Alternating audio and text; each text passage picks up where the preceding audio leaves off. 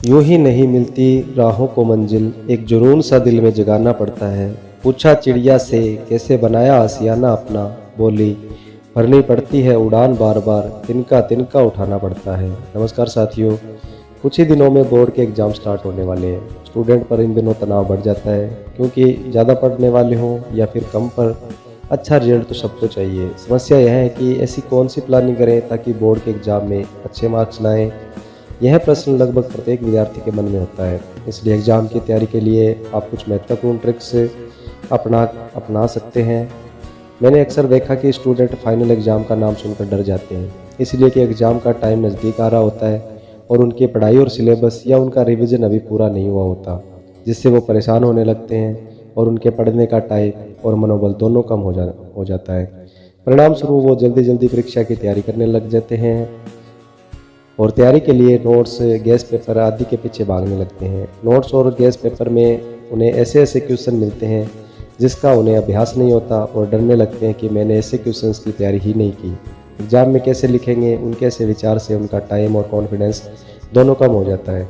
जाहिर सी बात है, एक वर्ष के सिलेबस को 2 महीने में पूरा नहीं किया जा सकता, और अगर पूरा हो भी जाता है तो वो आधा अधूरा ही होगा।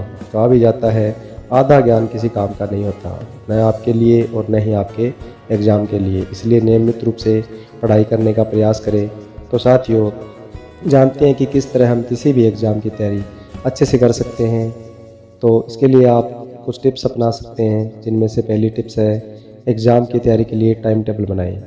बिना टाइम टेबल के पढ़ाई करना थोड़ा अजीब सा लगता है। टाइम टेबल के साथ साथ नियमित पढ़ाई करना सफलता की पहली सीढ़ी मानी जाती है। अगर स्टूडेंट इस सीढ़ी से चढ़ना शुरू कर दे तो उनकी सफलता उनसे बस 2 ही कदम दूर रहती है, जो अगले प्रयास में आसानी से पूरा कर सकते हैं। इसलिए अपने घर के समय के अनुसार टाइम टेबल बनाएं और उसका गंभीरता से पालन करें। दूसरी टिप से, चिंता उतनी ही करो कि काम हो जाए, इतना नहीं कि स्वास्थ्य ही खराब हो जाए। हाँ दोस्तों, एग्ज़ाम के दिनों में खान पान का विशेष ध्यान रखें। कहा जाता है कि स्वस्थ शरीर में स्वस्थ बुद्धि निवास करती है, क्योंकि आप जितना स्वस्थ होंगे उतना ही बुद्धिमान भी। इसलिए सबसे पहले खान पान को अच्छा करें ताकि स्टडी करते समय आप तनाव एवं रोगों से दूर रह सकें। जितना हो सके तरल पदार्थ का सेवन करें, जिससे आपकी एनर्जी मेंटेन होती रहे और आप खुद को अच्छा फील करा सकें। प्रोटीन युक्त भोजन करने से हम किसी भी तरह के तनाव से दूर रह सकते हैं।